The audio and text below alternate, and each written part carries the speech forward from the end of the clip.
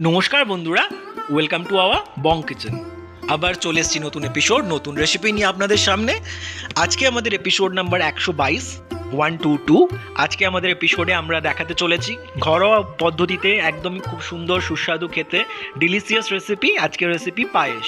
তো বাড়িতে থাকা উপকরণ দিয়ে আমরা এটা বানিয়ে ফেলতে পারবো। খুব সুন্দর হয় খেতে, বাঙালিদের খুবই একটা পছন্দের খাবার। চলুন দেখে নেওয়া যাক।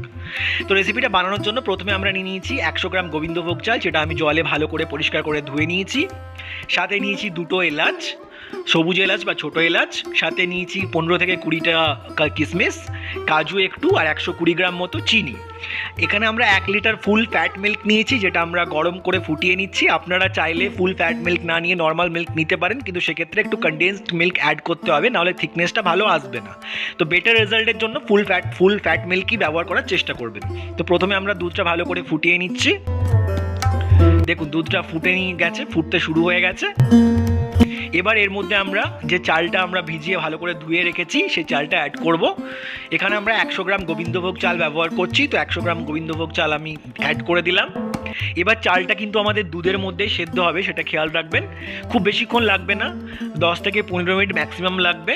ভালো করে চালটাকে সেদ্ধ হতে দেবেন। মোটামুটি 70% সেদ্ধ হওয়ার পরে আমাদের কাজটা রয়েছে। তো প্রথমে একটু সেদ্ধ করে নিতে হবে। প্রথমে একটু নাড়াচাড়া করে ঘেটে নিলেন, ভালো করে এটা সেদ্ধ হয়ে যাক। দেখুন কেমন ফুলে উঠেছে, ফুটছে কেমন। চালটা আমাদের মোটামুটি একটা লেভেল অবধি কুক হয়ে গেছে, বোঝা যাচ্ছে। রেসিপিটা ভালো লাগলে লাইক শেয়ার সাবস্ক্রাইব করে পাশে থাকবেন। কেমন হয়েছে কমেন্ট করে জানাতে ভুলবেন না। দেখুন আমাদের চালটা মোটামুটি একটা পার্সেন্টেজ কুক হয়ে গেছে, আশা করি দেখে আপনারা বুঝতে পারছেন। এবারে এর মধ্যে আমরা কাজু অ্যাড করে দিচ্ছি। 70% যখনই কুক হয়ে যাবে চালটা, তখন কাজুগুলো অ্যাড করে দেওয়া হবে। সাথে কিশমিশটাও অ্যাড করে দিলাম। এবার ভালো করে এটাকে নাড়িয়ে মিক্স করে নেব। প্রথমে কিন্তু কাজু কিশমিশটা দিলাম না, আমি 70% হওয়ার পরে দিলাম, যাতে কাজু কিশমিশটা হালকা কুক হবে।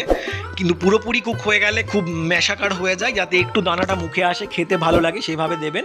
কাজুগুলো টুকরো করে ভেঙে নেবেন, কিন্তু গোটা দেবেন না। ভেঙে দিলে একটু ভালো লাগে খেতে, গোটা দিলে অনেকটা বড় মুখে আসে। দিয়ে ভালো করে নাড়াচাড়া করে নিতে হবে। এবার এটাকেও আমাদের একটু কুক হতে দিতে হবে।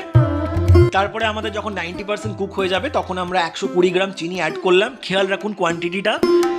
আমার ছিল 1 লিটার দুধ, ফুল ফ্যাট মিল্ক, সাথে দিলাম 100 গ্রাম গোবিন্দভোগ চাল, 120 গ্রাম চিনি। এইটা হচ্ছে এক্স্যাক্ট ফিগার, যেটা দিলে আপনাদের পায়েসটা পারফেক্ট হবে। ওই জন্য আমি মেনশন করে দিলাম আবার, যাতে আপনাদের পায়েসের টেস্টটা ভালো আসে।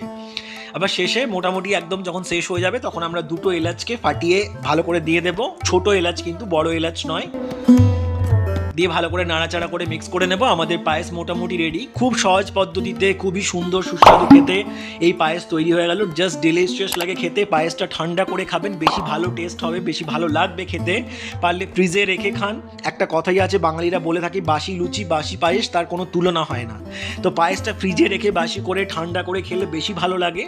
তো পায়েসটা আমি সার্ভ করে দেখিয়ে দিচ্ছি। আমি গরমই আপনাদের সার্ভ করে দেখালাম, আপনারা কিন্তু ঠান্ডা করে খাবেন। ঠান্ডা করে খেলে বেশি টেস্টি হয়।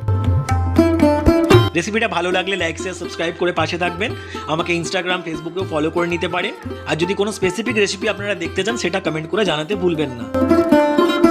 দেখা হচ্ছে পরবর্তী ভিডিওতে নতুন কোনো রেসিপির সাথে। ততক্ষণ খুব ভালো থাকবেন, সুস্থ থাকবেন। অসংখ্য ধন্যবাদ।